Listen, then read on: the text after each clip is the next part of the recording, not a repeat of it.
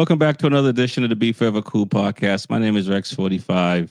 And this evening it's going to be huge because there's testing happening in Sepang, and there's a lot of crashes that's going on. And I want to say I want to bring it in order of people's name, but I don't know if Shakes is ready to talk about Sepang yet. So I'm gonna bring Cheetah in, and let's make this thing happen. Welcome to the show, Cheetah, man. How's everything? Man, Mr. Rex, pleasure to be on. Thanks for having me once again, man. It is an honor as usual, man. And there's a lot that's changed in the last week. Yeah, dude, there's a lot. It's one of those things that we'll wait to get everybody in. But I think some people are got off the hook. Yeah. You know what I'm saying? How's the weather in Atlanta? You back to shorts and t-shirts yet? Oh yeah, since yesterday, dude, it's been amazing. So yeah, hopefully it stays that for another 5 days, but you know how it changes soon. Yeah, man, no doubt there. I definitely know how it does change. I hope it doesn't, but we're gonna keep it moving and bring Shakes in, man. Let's do this right way. Bobby Shakes. Here we go. Right. I need two assistants, Bobby Shakes. I know you're connected. Yes, I hear you. Lights, camera, action. There we go. Right. What's good, man? How you doing? Chilling, man. Chilling. How you doing? Man, you know what? Honestly, it's been tough. I ain't gonna lie. I've it's been some good news though for some of us. I mean, it is motorcycle racing, but I'll be back about the motorcycle racing. It's good for some of us. It's just setting the stage for Marquez win. I mean, let's get it. We don't wish anything on anyone, but just setting the stage, and we're ready to go. Bobby Shakes, you're gonna have to change that color from purple to red, bro. You know what? You're absolutely. You know what? You're absolutely right. I'm. You know what I'm saying? I'm almost ready for some Purple Rain to start playing. Hold on a second. Hold on. So give me a minute here. I will make sure that is a request. Hold on. I think we need red and some Rage Against the Machine Shakes. There it is. There it is. You requested. We rewind. Was that the rewind? Yes, absolutely. We're ready to go. No doubt, man. It's crazy, and we're gonna have a lot of fun. So let's hold tight, Bobby Shakes. We're getting this thing moving. This train is on the road. Mr. Jordan Long racer, man. Listen, between the you're in Atlanta too, so the weather's good for you as well. We might have to get you to change your background to maybe red. I don't know. Well, I'm a little bit north of where Cheetah's at right about now, so I'm a little bit closer to the racetrack. So I'm a hop, skip, and jumping away from Road Road Atlanta, not Road America. So yeah, weather is really good. Hopefully in the next couple of weeks, my bike will be ready for Barber for the next track day. Oh, that's what's up. You gotta give me some dates. I gotta look at you. It's funny. When you're away from the track, you don't realize how much you miss it until you know you're going. Then you get the butterflies. You get nervous, kind of like. Ooh. Yeah. And Barber is a nice track, man. Well, let's bring everybody in, man, because it's a very hot topic. The shakedown, as we would like to say, not Bobby Shakes, the other shakedown, the MotoGP shakedown.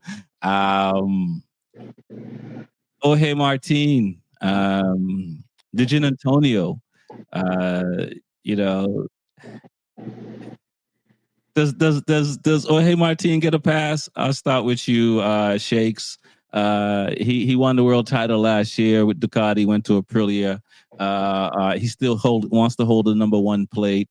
He goes to Sepang, and I believe he broke a foot and a shoulder or some part of the arm. And if you reign in world title and then you hurt yourself, do you get a pass for the next season if you're not ready at the beginning of the season? So we switched teams. Yeah. We switched teams. We chase the money. We can't deliver. Then absolutely not.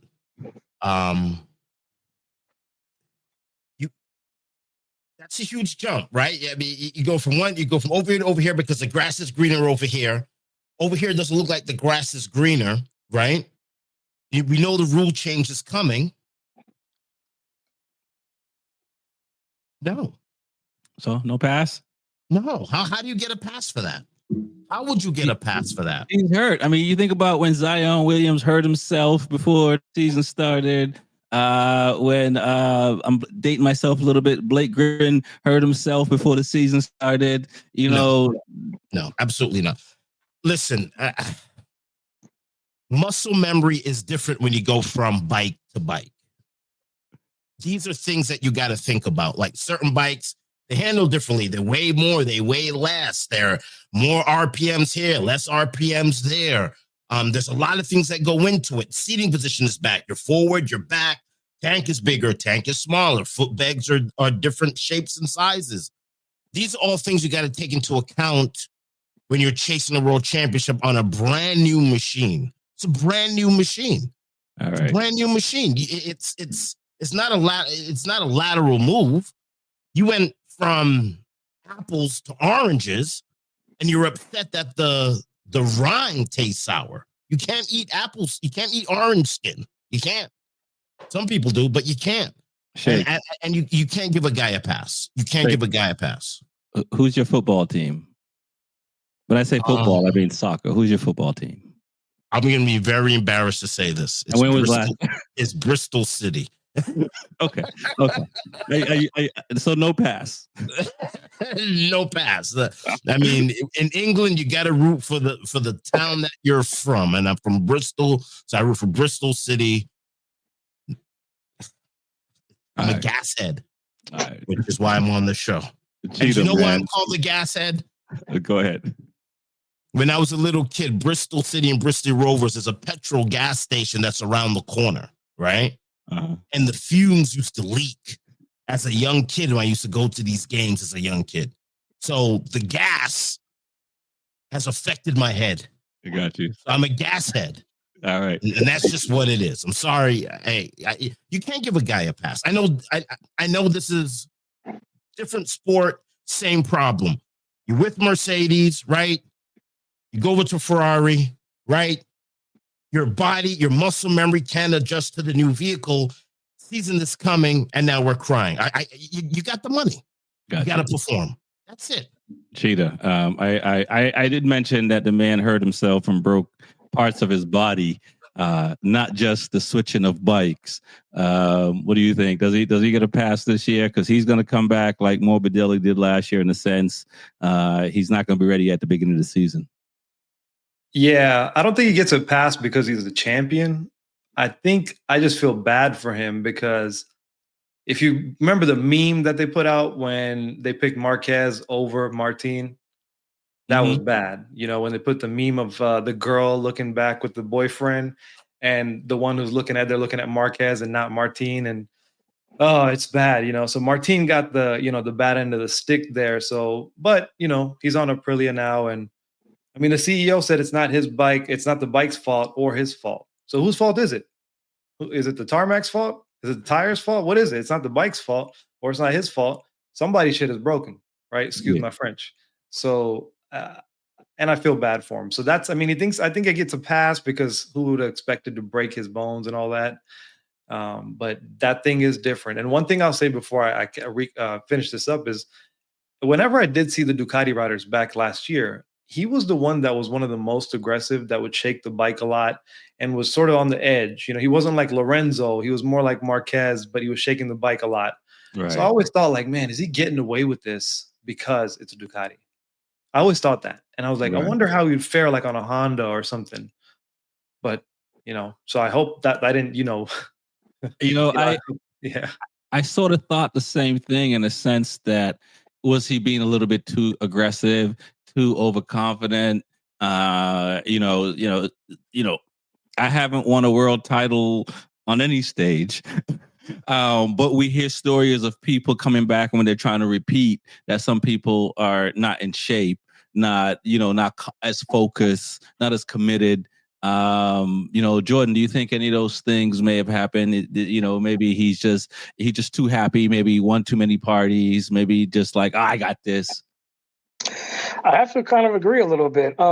Does it get a pass? I don't think so. Like a couple other people said that, he went from one motorcycle, went from one machine to the next. And a couple of people did the same thing, not just him, but a couple other people changed bikes also. And they didn't have the same issues or same things kind of going on. But I think that he was just, I have to agree a little bit. Maybe he was partying a little bit too much because I saw a lot of him in after parties and doing, Dwayne Wade stuff. He should have been concentrating over here, but he's mingling around over there. And, a couple people actually did crash on pretty much that same piece of tarmac that weekend. So it wasn't just him. But like I said, now the team's saying, well, it wasn't his fault. It wasn't the bike's fault. Like Cheetah said, well, then whose fault is it? Right. He did go out on semi-cold tires, but he's not new to the sport. He's not new to anything.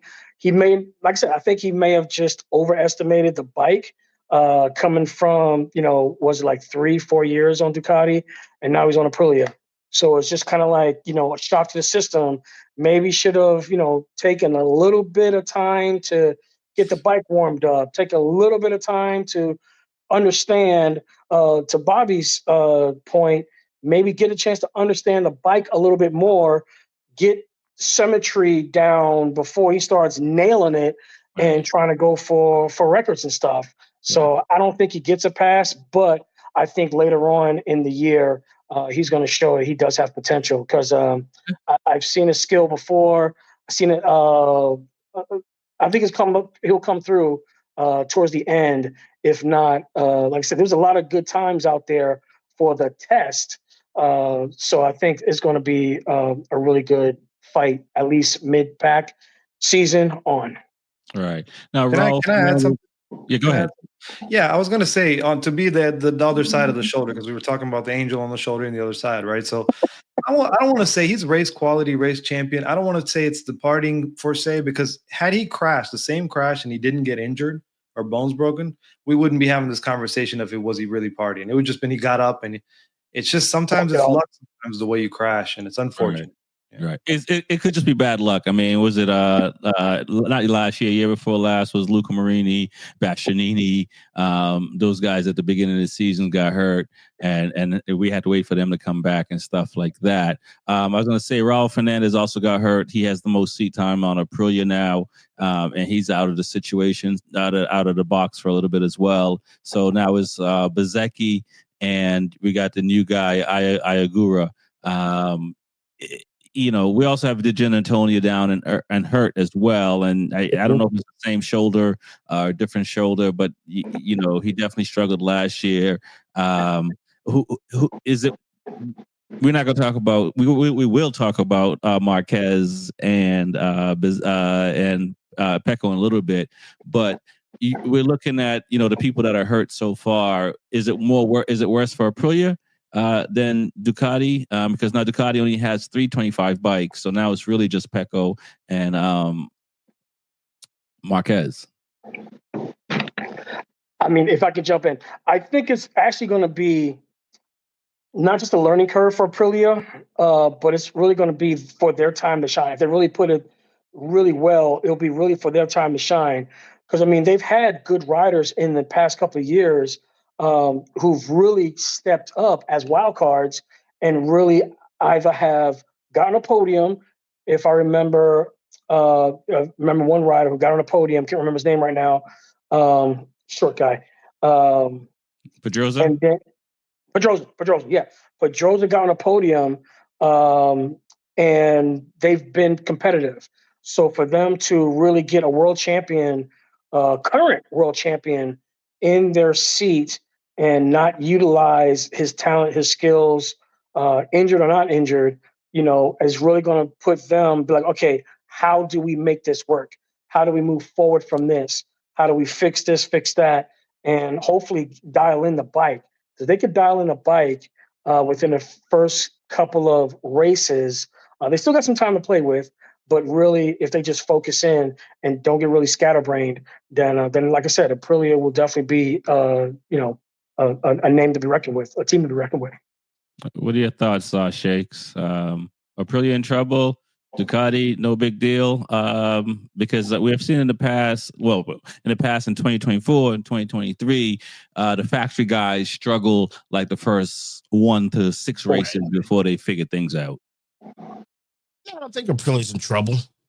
I mean, what am I talking about here? I mean, my lights are red. Of course they're in trouble. I almost forgot. I think this is Ducati's year. Aprilia. I mean, what is the day-to-day from Martin? Like, what are they thinking? How many weeks? I mean, what's the medical report on that? Don't know for sure yet. We're still waiting. Yeah. Okay. So they say ruled out after 1 day high side. We definitely know he broke a bone in the foot and wrist or something. Wrist or something. Yeah. And when you see the crash, not to cut you off, Shakes, when you see the crash, that leg didn't look like it was in the right way. I thought he was going to have a concussion for real. I saw that crash, and I was just like, concussion was the first thing on my mind. And he said he wasn't conscious, but he was able to get up, and they said they scanned him, no concussion. I'm surprised about that. Kudos to the helmet company. Yeah, he face planted. Yeah, for sure. What I'm seeing is a fracture to the right hand and 3 in his left foot. Wow. So what are you thinking for time? Hey, listen, Rossi came back after 4 weeks with a broken in the leg in 2 places. He came back like after 4 weeks. I'll comment because I just broke my hand and got surgery about 11 weeks ago. Not a motorcycle accident, but I got screws put in. I'm good. I can grip 10, 11 weeks out. I can think I can start riding next week if I wanted to. So but the foot I broke a year ago. Yeah.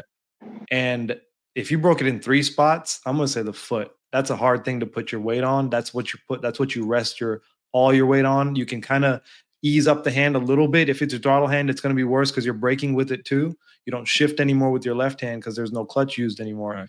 But your feet, oh my God, you can't do 28, 30 laps, long laps. Right. Yeah, that's going to take some time. Yeah. They have some good drugs over in Europe that we don't get to test. How Rossi did that because I want that same thing. Kobe went over and he came back dunking on people. Yeah. I mean, there's a lot of great medicine over in Europe. He's a superstar in the sport. He's going to get the best medical attention. If you're thinking 6 weeks, I don't think Aprilia's in trouble.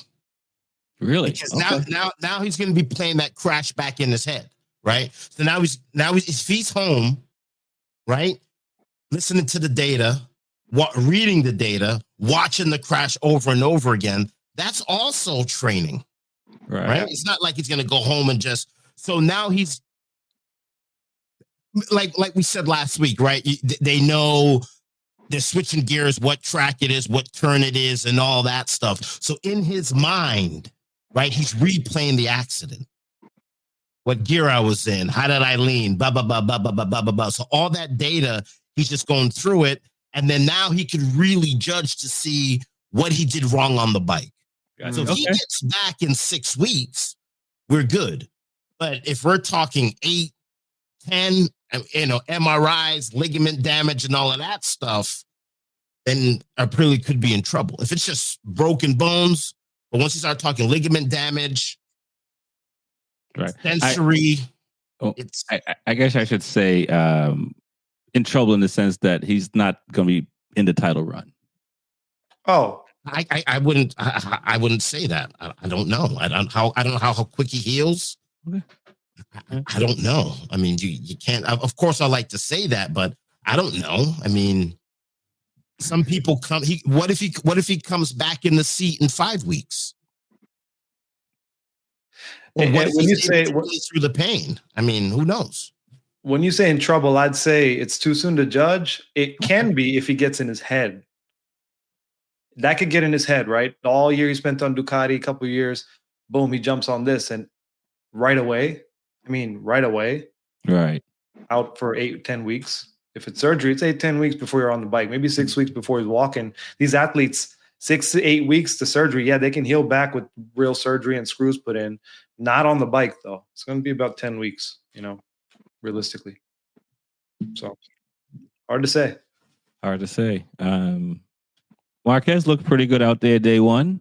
Pecco was down in the 90th, 20th, something like that. Yeah. And I think Pecco's always kind of been down in the pile at testing.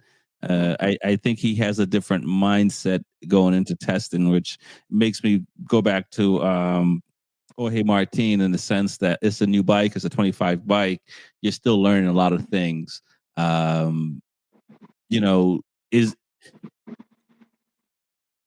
Was Martin pushing too much?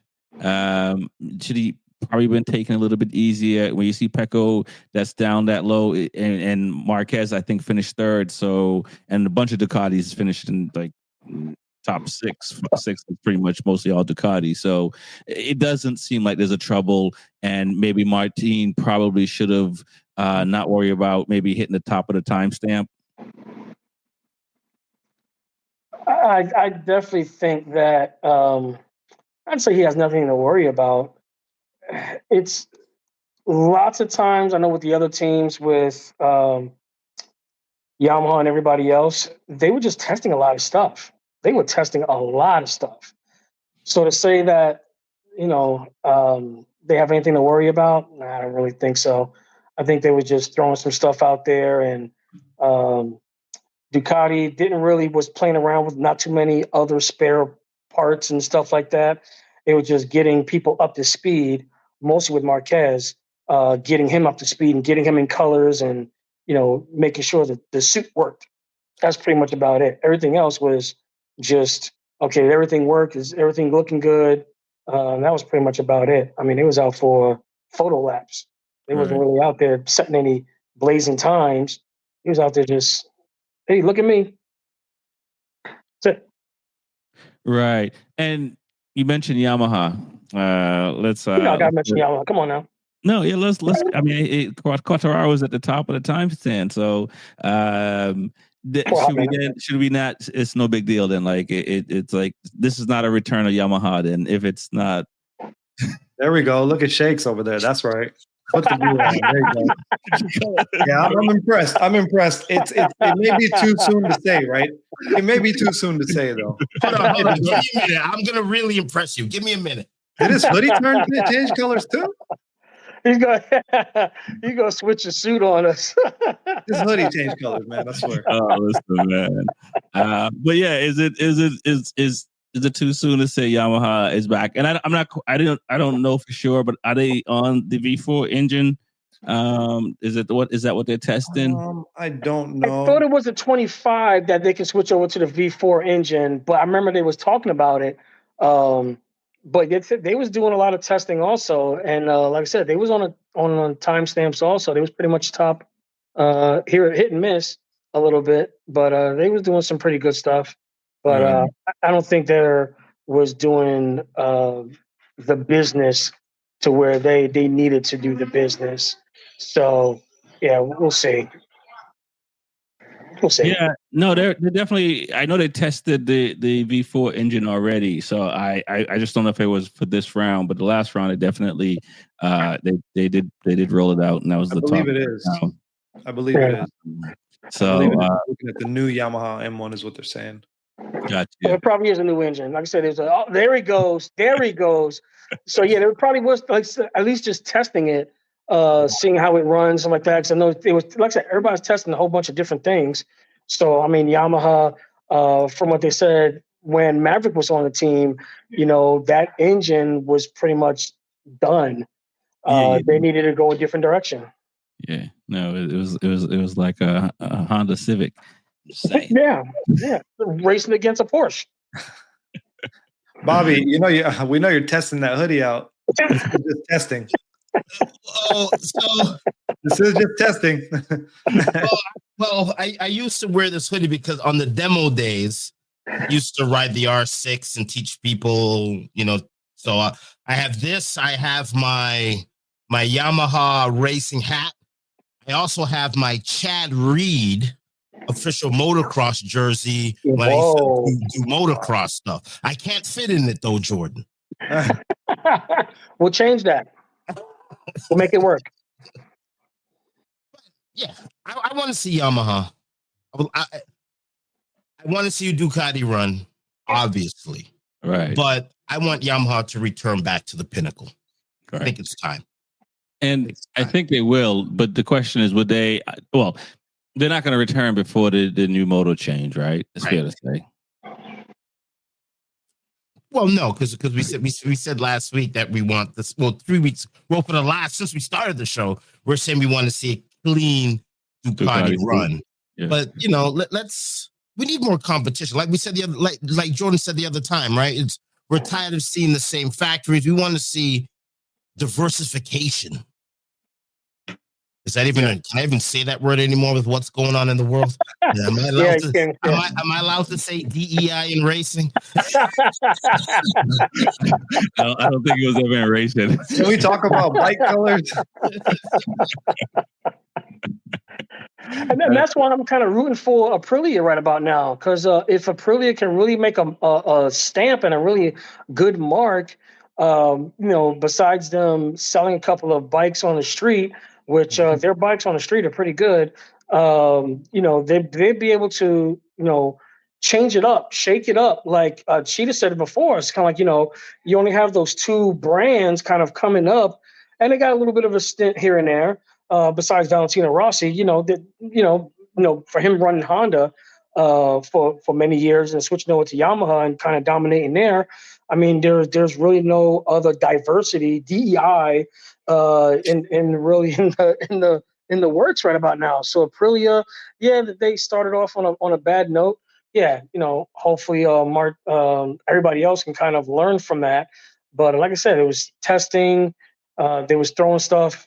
Every team was throwing stuff at each other left and right, and hopefully everybody learned something, because they're going to 2-3 days of testing. This was just day one. Right.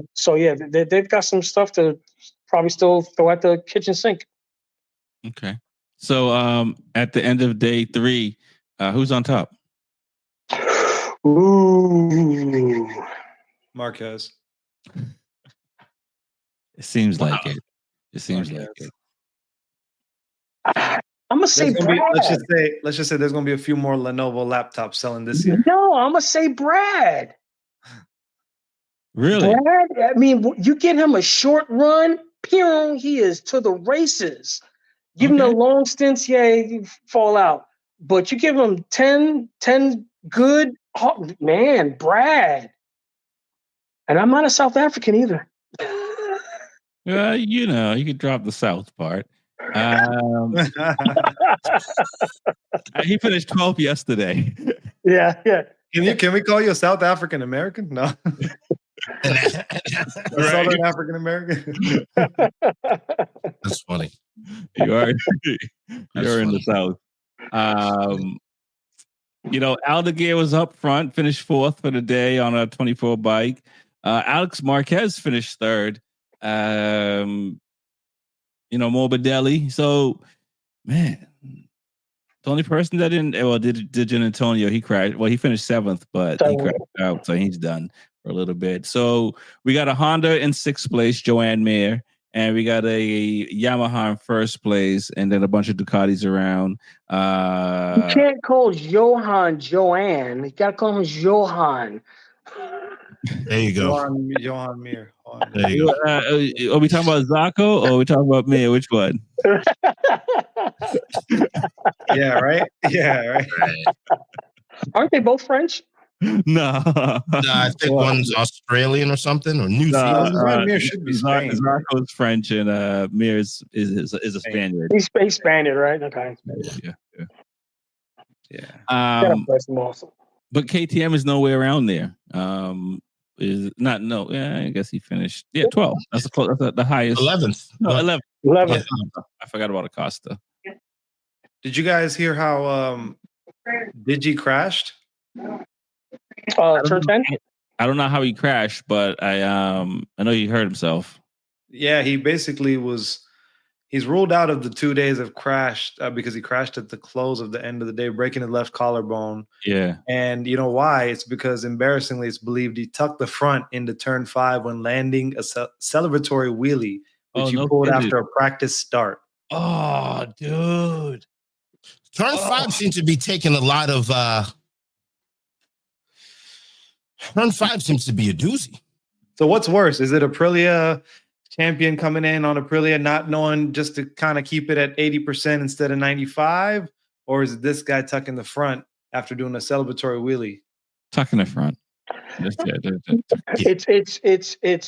It's not factual, but with like I said, it was actually, hearsay. They don't know if that actually happened, so it's just hearsay right now. Put it up on Cycle News if it's hearsay. I know some of the guys at Cycle News.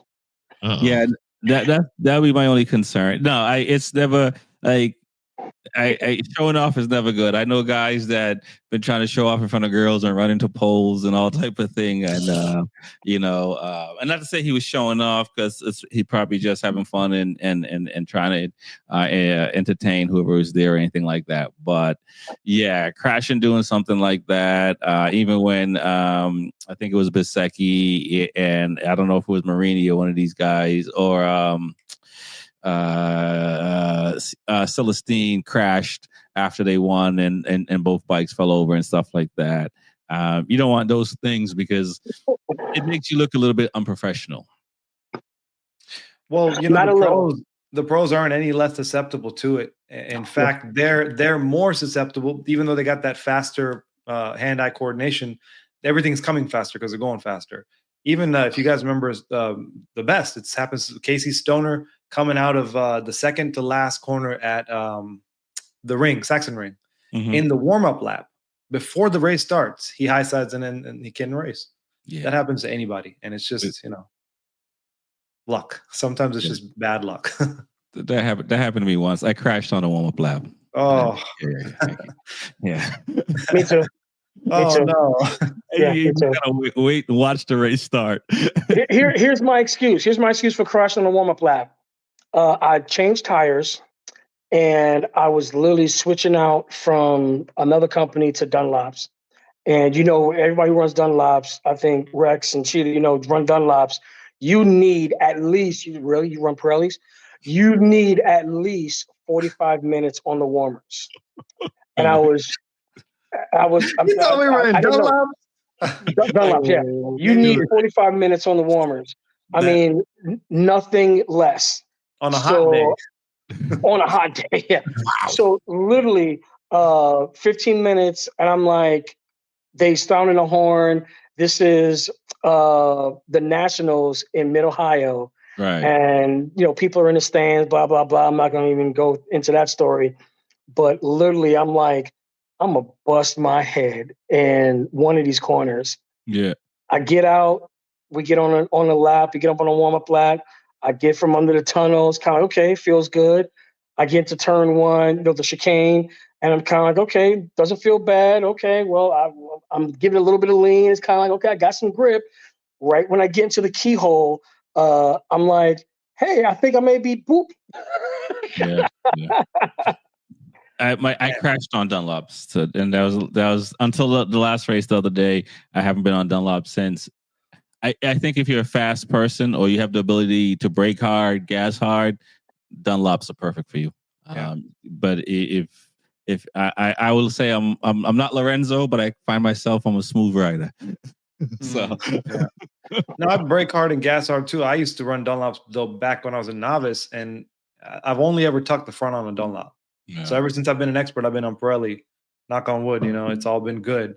And I do brake hard, and it's never that. Maybe that's the ticket, right? That may be some of the points because the one thing I've noticed is I keep it more vertical for longer, while people are leaning it in a little more because they're off the gas or off the brakes. I mean, so when I'm on the brakes harder, I'm forced to kind of keep it at a certain higher angle and then I tip in at the very last second. Gotcha. So, I don't know. Okay. Yeah, tall I'm are a you, fan of Cheetah? Pearlies. I'm a fan of Pearlies. Can I ask a 6'2", question? Yeah, go ahead. 6'2". So, Okay. Jordan, you knew that the situation was kind of sketchy with the Dunlop, right? Because I knew I needed some time or heat on them. So yeah, Right. And you still wanted to push the envelope. not really push the envelope. I was trying to tippy toe it. Like I said, I was not trying to push it. I was just trying to tippy toe it. But I knew for a fact that if you tried pushing it early, like I said, the carcass is a little bit stiffer than the Pirellis. The Pirellis, their carcass is a little bit softer, and they can grip a little bit more with less heat. With Dunlops, you just need to plant them with enough heat, just like the Bridgestones. The Bridgestones are almost the same way, to where if you don't put enough heat in there, not to say you're skating on ice, but you won't have that grip. It won't be pliable until that temperature comes up. And that's why their temperature, their pressures are a little bit lower than a lot of other manufacturers. Because once they kind of heat up, they expand a little bit more, and then you can really plant them. Like I said, once they're hot, oh yeah, you can tip them in. I felt like I was going to low side, and that thing just shot me right out. So even tire guys don't like putting Dunlops on compared to Pirellis. Like on the tire, on the rim, it's harder to put a Dunlop on than it is. Oh wow, Pirelli. stiffer. Yep. Just stiffer. No, yeah, stiffer. Yep, stiffer. there you go. Hopefully, I answered your question, Bobby. No, that was good. Guys, I wanted to ask a question if you don't mind, Rex. Like, we were talking about like how speed perception last week. We were talking about speed perception and how some people get it, some people don't. Is it genetic? Is it a built skill? That's a good debate, good argument. What's the difference between like someone that's a pro versus an amateur? Rex. We'll start with Rex. Yeah. Your speed, I guess. I think that's the big difference. I mean, your lap times. You know what I mean? If you're running, fast lap times, then because to answer your question, there's no different. It depends how much money you have. Because if you have enough money to get your license, you can be a professional, right? Okay. Except for races that you have to qualify for, then it may come down to your skill. But a lot of the race, it seems like, correct me if I'm wrong, some of the Moto America races, if you can pay the entry fee, you can go race Moto America. And if you can do that, then you're a pro. Let me cut you off for a second, if you don't mind. The question maybe should have been worded, what's the difference between a paid professional and someone that's like an amateur? Like the mentality and what it takes to be at that level. Like, what do they do differently than an average? Like, put the skill aside, maybe the talent aside. I mean, what are they doing different? I think even that's different too. I think that's just, it's on the individual. I think that people who have really good marketing skills are going to get other people to pay them to do stuff. I think if you're not, I recently saw a interview with Josh Herron on, I think it's Gypsy Tale podcast, and they talked a little bit about finances and stuff like that, and how it's different today as far as you have to be more independent in the sense of like you got to be social media savvy. You got to be doing all these other things and making all these other connections where once upon a time you probably just had to ride. So I think professional is somebody who, whatever job you have, if you make 50 grand a year versus somebody who makes 100 grand plus, sometimes it's luck, sometimes it's skill as far as the sales, right? Because it comes down to sales. And I think we see like the Josh Herron and the Cam and some of these guys. I hear stories how they've been able to make a very good living from racing. Where there's other guys, I hear how they're struggling to keep a seat because they can't raise the money to have that seat, much less not even worrying about if they have to raise money. And I don't know what that comes down to. I don't know why. I don't know what it is in the sauce that somebody will say. And I don't mean to pick on Josh Herron on these guys, but PJ Jacobson on these guys that some of these, they, for whatever reason, they've been able to convince people to just invest in them without them having to come out their pocket as much. I don't want to mention the other riders because, it's just not fair for that because they're all struggling. Some of them are still struggling to get a seat. Yeah. That's a great, interesting perspective on that, you know. And Shakes, I was curious about what you thought too, man, because you started getting into this recently about Moto America and stuff. What do you think about that? I'm gonna take the easy way out, the biggest cop out ever. Some people are just built different. You know, there's just some guys that, because when you look at everything, Moto 1, 2, 3, 4, 8, 9, 10, this, that, there's always the cream of the crop that always rises to the top, right? There's always one guy that's just always the best out of everybody else. And it's just the top 1%. And I think you could throw a lot of money at people, but if you just don't have that God-given talent, I know that sounds like a cop-out, but I just think it is. Even when it comes to height. So I'm 5'9".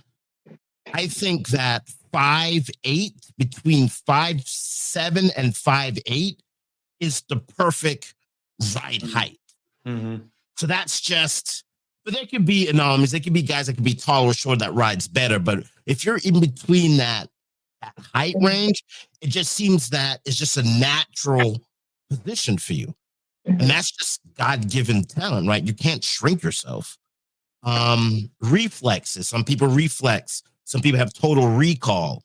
Some people can react quicker. Some people don't react quicker, but they can know, okay, I know I have to start braking here because last time. So I think it's the gods. And It's not sometimes money can't fix that. Right. Sometimes That's not a cop out. That's a pretty good answer, man. That's a pretty good answer right there. And I think that's very true. Rex had a great point. Shakes, Rex came from the standpoint of like the marketing standpoint. You know, it's right. Different to even become popular to where people just believe in you and invest in you. And Shakes has the genetic answer, which also is a big part of that. Definitely. A taller guy's going to have to try harder on a smaller bike than the smaller guy is, right? Definitely. You're going to go faster naturally to the point where they got to put ballasts on and give the guy some candy cap there. Jordan, what do you think about that? I've got a different take on a couple of things, but when Rex talked about Moto America riders, they just pay to play. I know for a fact that, you pay to play, but you still have to qualify. I've seen racers and I've wrenched with racers that didn't qualify when they spent their money, hard-earned money, to go out there and race, make it to the pits and everything, got the bike set up, blah, blah, blah, blah, blah. Went to qualifying 1, qualifying 2. I'm not going to mention any names, but they raised the bar a little bit. And if you don't catch up, I think right now is 120% of the pole time. So if you don't make that cut, you're sitting out and you're literally waiting and literally as a spectator like everybody else. So it sucks. Is that in all classes? Correct. That's in all classes. Okay. All classes. So sorry to say that, but you if you don't make that mark, then you're a spectator like everybody else for the weekend. Mm-hmm. Not just like for one race, for the weekend. You're done. Yeah. So what Shake was also talking about, I'm 5'6"-ish. I've shrunk as I joined the military and jumping out of perfectly good airplanes kind of shrunk me down from 5'7" to 5'6", 5'6.5". So for me, I am still a semi-average. I wouldn't call myself a novice racer, but I'm a pretty semi-average professional racer. Like I said, I've raced with some big names. Obviously, they had better equipment than I did. So they kind of, took off on me a little bit. But our trap times relatively were really close. So if I had, 10 more 20 more horsepower and whatever suspension setup they had, Olean's probably, I probably would have been right next to whoever there was that was in front of me. So skill level does have that a play into it, as well as Bobby said, that God-given talent. I know plenty of people, and I'm gonna mention one name that people kind of shunned upon a couple years ago, and that's JD Beach. JD Beach, if you don't know who he is, fantastic, spectacular, great guy who races very, very fast, who has a speech impediment. He stutters. And a couple of years ago, before he went to therapy, he stuttered very, very bad. And he had a kind of like a guilt trip because every time he wanted to convey something or say something to somebody or even have an interview, they almost passed him by numerous times. And even though he was top on the list, even won some races and stuff, they bypassed him because of a speech impediment. But he went to some coaching, went to some classes. He got his speech impediment down. So he's actually doing a lot better, but he still is fast. So he had that God-given talent that he was balls fast compared to 95% of us on the track. But, he wasn't like Rex said, that market material that people wanted to see, people wanted to hear. So they kind of put him to the wayside. He looked good on pictures. Great. Graves Yamaha, numbers. I think it was number 6 for a hot minute, while Josh was number 8. They was great marketing for an interview. Oh, no, go to him. Wow. Go to Josh Herron. Go to Josh Hayes. Go to him. Go to So, yeah, they did that. But I think it's a combination. If you have that God-given talent, sorry to say, yeah, with a lot of us, with this market, with this sport, that you have to pay to play.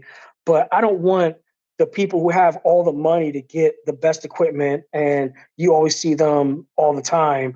I would love to put some money together and form a team that promotes talent, and that's what Motor America is trying to do right about now.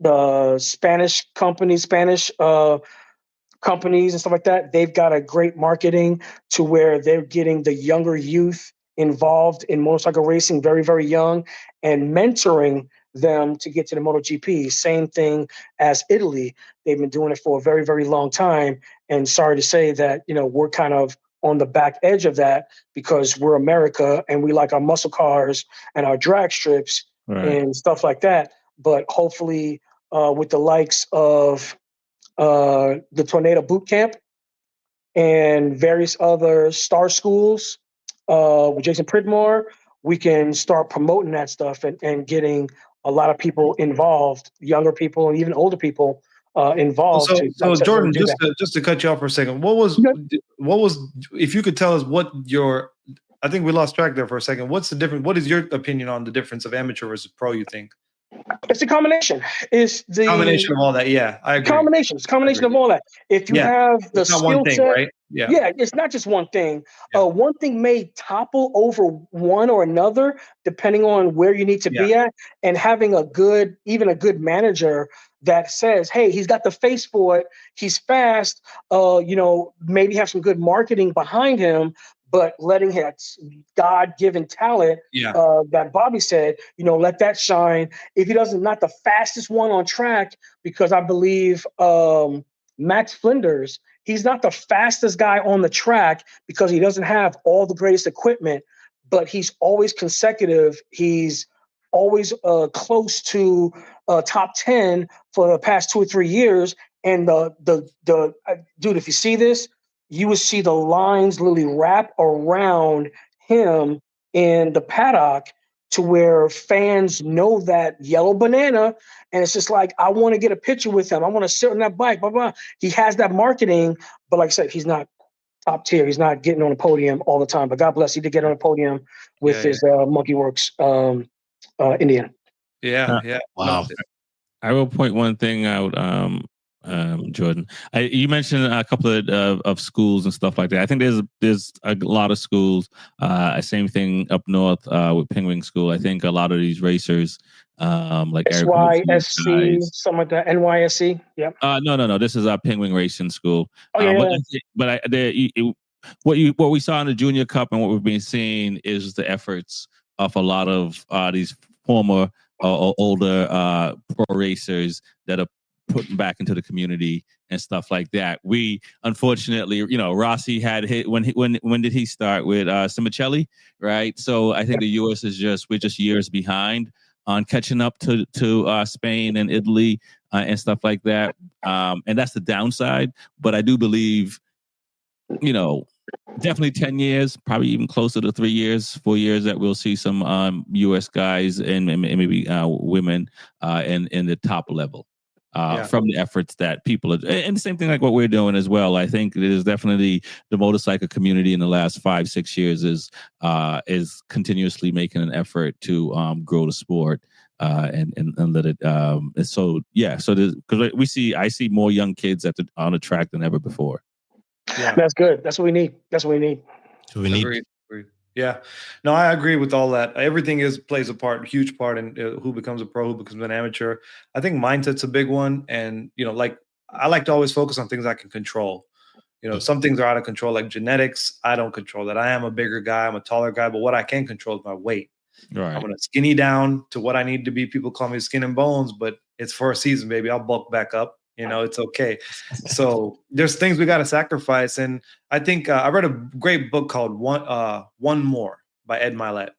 And it talks about just you got to do that one more rep when you're in the gym. You got to go that one more minute. Yeah, you got to shave that one more second. So in order to do that, you got to do one more rep in the gym or one more mile on the racetrack or one more mile on the running track, whatever you're doing, to just differentiate yourself from that average or even the person above average that does everything they need to, but they don't go one more rep.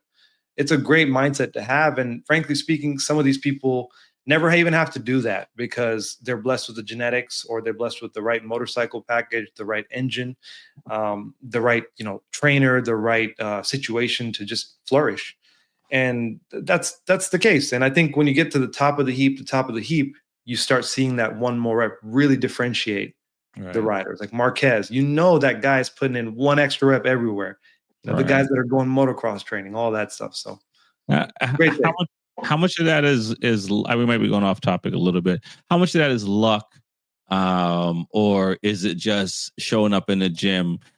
Because we hear the people that Kobe went against, that Rossi went against growing up and stuff like that. Hamilton, pick all the sports. There's always Jordan, the guys that motivated them because he got the last spot and I didn't. Is it just sheer will? Is it just universe at the right time? Because I gotta assume some of these guys and women are like, I did all the right things. I showed up at the gym early like everybody else did. I did all the right things, and I missed the one train or whatever. Okay, so what's luck? Right, let's break that down. We'll take LeBron James for example. Was he the tallest genetic freak ever? Sure, that's luck for sure, right?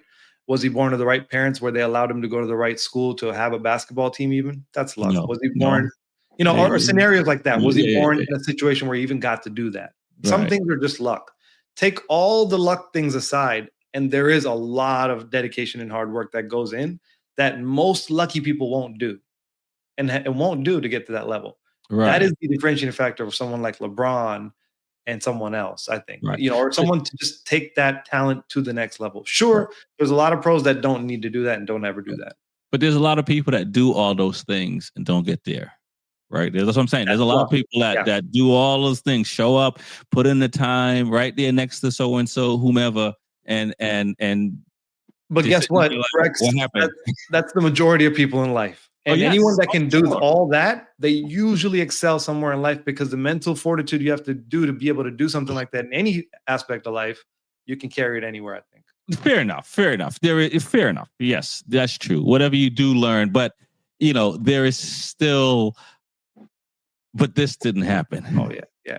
A little luck. Little luck won't hurt. It's luck. I like what 2 Chainz says. It's called grinding. It's grinding and timing come together. Opportunity meets luck. Right. Yeah. Isn't that what it is? I think so. I definitely think so. And that's the hard. So it's really to go back to pro and amateur and stuff like that. I think we all start out as amateurs in whatever it is that we're trying to do, and everybody's path is going to determine whether they're professional or not. I mean, I think as a person, if you believe you're skillful enough, it's easy for us to sit here and talk about, mechanics or tuners and stuff like that. There's somebody in obscure somewhere that's 4 hours away, but he's the best or she's the best, right? So and they don't do any marketing whatsoever or none of that stuff, but they're just really good, right? Yep. Yeah. Some people just get lucky. Yep. Yeah. I always heard that hard work beats talent every day, right? We all heard that, right? If you're hardworking every day, you're bound to get lucky. Fair enough. I think it's very hard. I mean, Rex, you could be right and I could be wrong, but if you're at it every single day, and if you can't make it, then does that go back to God-given talent where you just can't correct certain things? You're just making the same mistake over and over and over and over again. Like, Jesus Christ, dude, you crashed in turn 5 every single time, every single race. Like, what is your problem? You know what I mean? Why are you doing wheelies? You know what I mean? What is that? We have also heard, the Michael Jordan era again, the Lewis Hamilton era. These number 2s and number 3s, right? Whatever sport they're in, whatever industry they're in, the number 2s and number 3s. You came along at the wrong time. You look at tennis. If you weren't Nadal or Federer or Djokovic, you came along at the wrong time. I mean, James Blake was dope. Isner, some of these other guys were really dope. And if they came in a different era, they'll be a god. So, okay. So let me pose something to you. All right. Let's go back to Marquez and Rossi, right? Where I've always heard that Honda had the best frame for racing. Like the Honda frame is just the absolute best. Mm-hmm. Yamaha at the time had the power. Here's a question. If there was no Valentino Rossi, how many championships would Marquez has? The same amount. Debatable. He did have his poster. He did have his poster up in his room up until they crashed. He crashed him out until he kicked him off the bike. He did have his poster. Then he ripped it. He said it in the documentary. He said it. So there you go, Rex. I mean, yeah, but Rossi hasn't won a title since Marquez was winning a title. I think this question is even more appropriate for Jordan Kobe. It's very similar in a lot of sports like this. Yeah. No, it is. Like it is. Like some people said, like Peyton Manning was cursed because he was in the Brady era. Right, exactly. But Peyton Manning wasn't really that good. Okay, so we hear it with we hear it with Lamar. I love Lamar Jackson. Lamar Jackson is my homie. That's my homie right there. Lamar Jackson, Joe Burrow, who else? Whatever. What's his name? And Josh Allen. They keep on making mistakes, and then everybody's saying, "Oh, they're in the Patrick Mahomes era," where you see Patrick Mahomes just continue to excel all the time and recorrect and not make the same mistakes. Gotcha. So you're saying is Charles Barkley wasn't that good, and there's I honestly believe that. Need to accept that. There's only one human being on the planet, and I thought there were 2 human beings, and you guys corrected me when we talk about Marquez and the Valentino Rossi era, right? Sure. It would be Scottie Pippen is claiming that if he had went to the Atlanta Hawks, he would have won more championships than the Chicago Bulls. Right. That's the only human being that I've heard could say that. He said that? Yeah. He said that. Yeah. And just how I think... he did go to the Blazers after... Chicago so you're telling me that he said he would get more championships with Dominique than with Jordan? Yes. That's an insult to Jordan. Yeah, of course. Yeah. I mean, that's kind of an insult in general because now you got 2 dunkers instead of 1. It's an insult to Rodman not as much as Jordan, but it's an insult to the whole team. Okay. And I think that's a little different with team sports versus individual sports, even though even individual sports, there's still a team behind you. Right. For a team to get to that stage, everybody has to work together. For a racer, if obviously there is a team, but if the bike feels pretty good, I don't want to say rideable, not rideable. If it feels pretty good to you, you can make all the difference in the world. Okay. Yeah, I've ridden some pretty okay bikes, and I'd say I hurt some people's feelings, but definitely did some decent lap times. Like I said, it wasn't even my bike. So I mean, yeah, if I'm not, like I said, I'm not God gift to motorcycle racing, but I'm average. I'm okay. Right. But yeah, if you I can got definitely a question for y'all. Yeah. A question for y'all. You put Marquez and Rossi in the same era, all right? On the same bike, same team rather. So they have no differences. Mhm. And they're the same age, same, the prime, in their prime. Yes. All Who'd right. win? Same bike. Wait, who would win? One word answer, and then why? You guys go first. Jordan, one word answer, just one word. Why? Who would win? One word answer, and then explain. You can explain. I need a moment to think. Oh, he was biting the lip. He was biting the lip. Well, Right. I posed the same question, but I think Rossi is a dog. Dog. Yeah. Yep. Dog. He's just cut differently. Yeah. He's just cut differently. And I think that he would have got the seat. He would have been the factory right. They're all on the same team. Right. I know you said one word, but and I'm gonna follow up with. I agree completely with what Shakes is saying. Rossi, Jordan, Federer, Serena. These are just Michael Jackson. They just killers. They just they don't they sleep well when they take your lunch money. if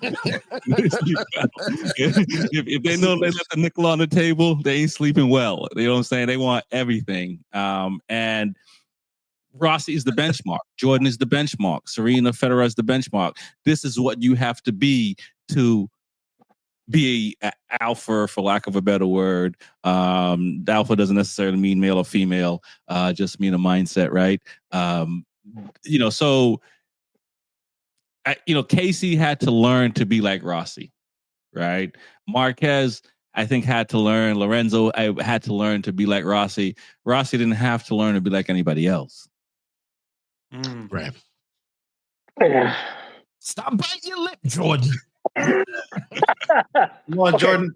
Let's take two for this team now. I'm gonna say Marquez. All right.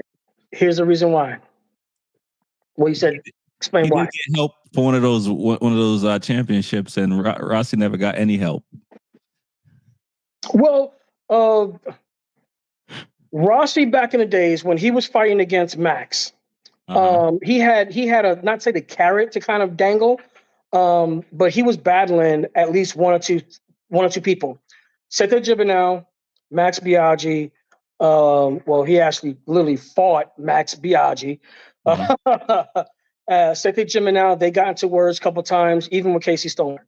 So he always had something like, You're not going to win again. So he, I'm not saying he had the carrot to dangle, but he had the carrot to dangle. He had somebody to fight with Marquez. He's had a lot of that talent from same thing like Valentino, but he's had a lot of that talent. But the only thing he had was somebody who was, like I said, older than him. He never really battled anybody his age coming up. So he's literally done this on his own. Again, okay. Rossi had Simoncelli. What other Italians did he have? Simoncelli was 13 years his junior. Exactly. He brought him up. Right. But if you look at Marquez, he was actually racing with them. You have Pedrosa, you had the Spargo brothers. The whole grid was full of Spaniards. And he prevailed. Yeah, but that and that's why we see where Spain is where it is with motorcycle racing now, and everyone else is trying to catch up. But like Rossi was kind of, he was alone in the sense that you know what I mean. No, I'm not saying that Valentino didn't trailblaze, because he did. He definitely trailblazed. But to think that if both of them were on the same team, same bike, same equipment, like I said, I'm gonna pick Marquez. Okay. Can I ask you a question, Jordan? Please. Rossi, Marquez, same team. Who's the dog? Oh, Valentino. Okay. Valentino. I mean, Valentino will pull out stuff, which he's already shown. He'll make some dirty moves and be like, "Hey, back it off. This is my team." Blah blah blah. He'll do something like that because he's done it before. I think Marquez will just not say almost say not really outclass him.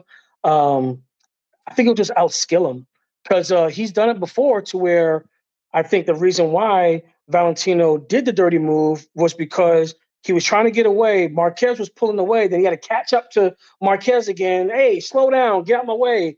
And he was constantly doing it over and over again. And I mean, if given the chance, I think Marquez would have checked out at least about a good half second. Like I said, but not say like I said, fast guys. I mean, I wish I was as fast as those guys. Marquez, I think, would definitely prevail. Okay. I'll give my response. And I think there are a lot of similarities, right? I'll say the word. If you want to say it, I'll say reaction time. It's 2 words, but I'll say why. If there's a great book by Tim Grover, if you guys know who that is, it's the guy that trained Jordan. It's the guy that trained Jordan and Kobe. It's the guy that trained Wade. He basically counted which footsteps they took more and which they looked weaker on. He would train that leg more. This guy was a genius, right? When it came to fitness training, he wrote a book called Relentless. Amazing book. He talks about closers and cleaners. What's the difference? A closer, I'm going to paraphrase it. He talks about a closer is someone that, takes the last game-winning shot. A cleaner is that one that makes it every single time or majority of the times. And the one they hand it to that they know is going to handle the job the best, who's going to get the job done. Both of these guys are cleaners. There's no question about it. These guys are the ones, and that's why we're having this debate. Right. Both are dogs. You can argue, and I can almost agree that Rossi's a bit more of a dog. And I would say Mark has a bigger heart, so he has more of a heart. So when it comes to feeling and I think he has more of a heart with that energy, Spaniard energy, that heart, that fight, so that dog can come out of him. So I wouldn't count him out. Right. One thing I'd say that differentiates him is better hand-eye coordination, reaction time, hands down, unarguable.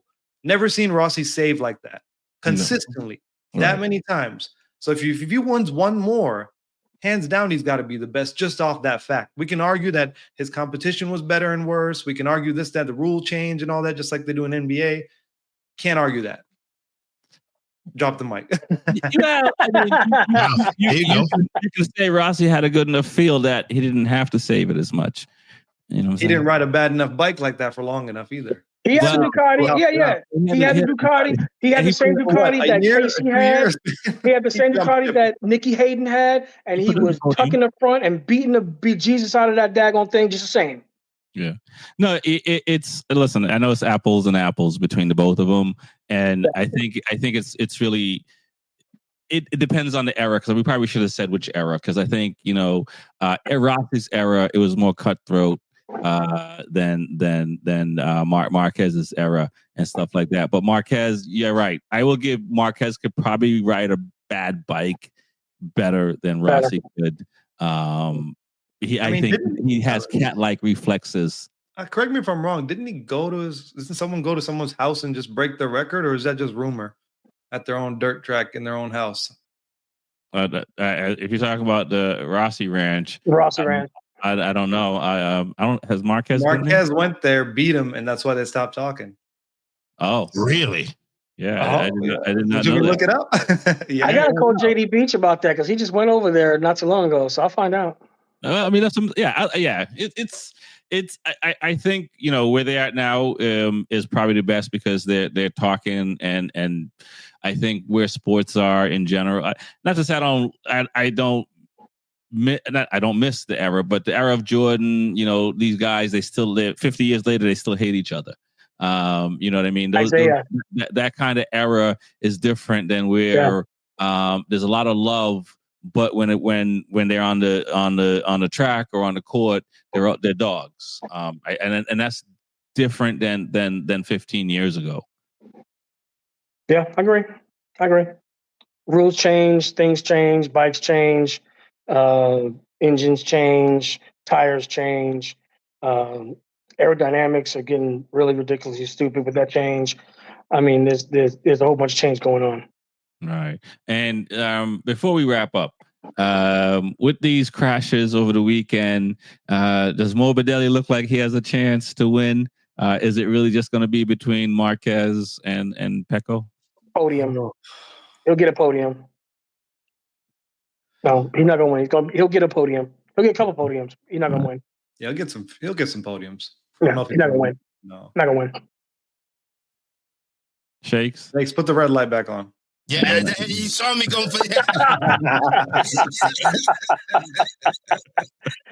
Costume change. is there anyone else? A switchboard for you.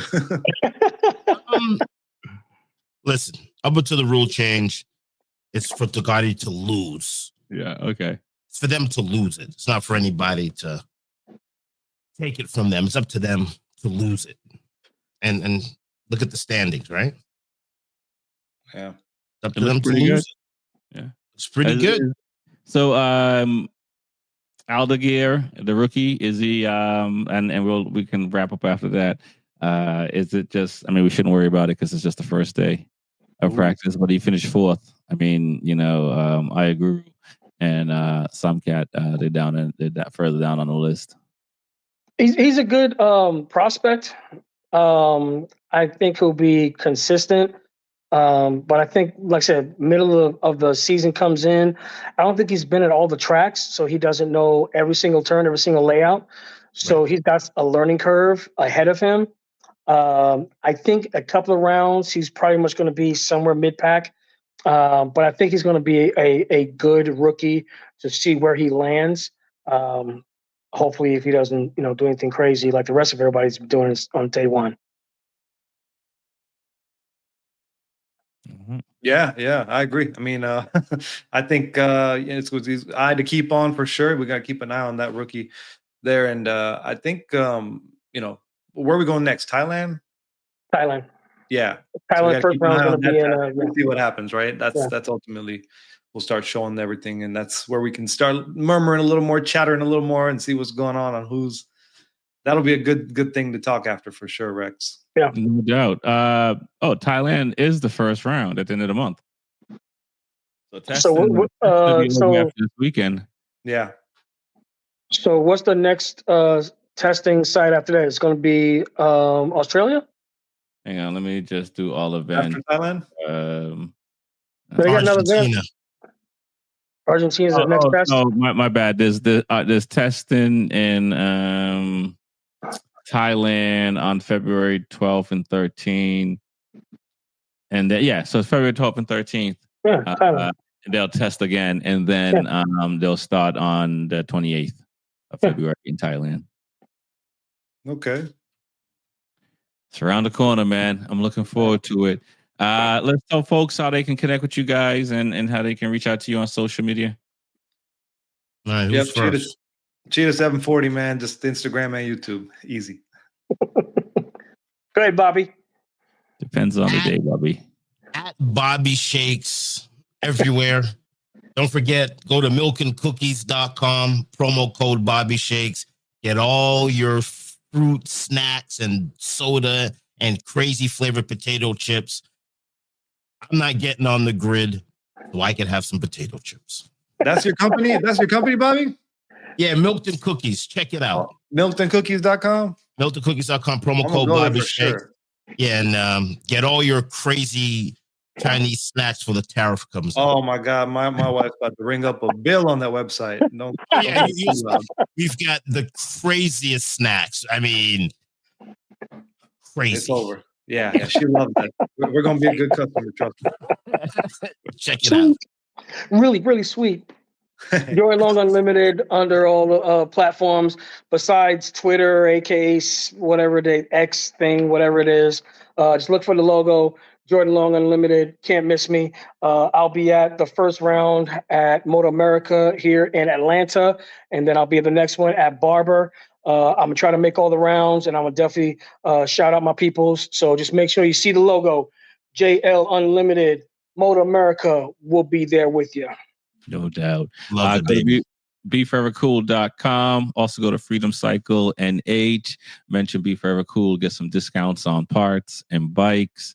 And also go to bobbyshakes.com and mention B4evaKool and get discounts on the video and whatever else Bobby Shakes is selling over there. Shakes is live. Shakes is live. Shakes is live is the new site. Shakes is live. Hey, listen, man. Let me tell you something, Jordan. I'm gonna lose some weight, and you're gonna see me in my paddock stuff. I'm trying to put my Yamaha race shirt on, and it came to right here, Jordan.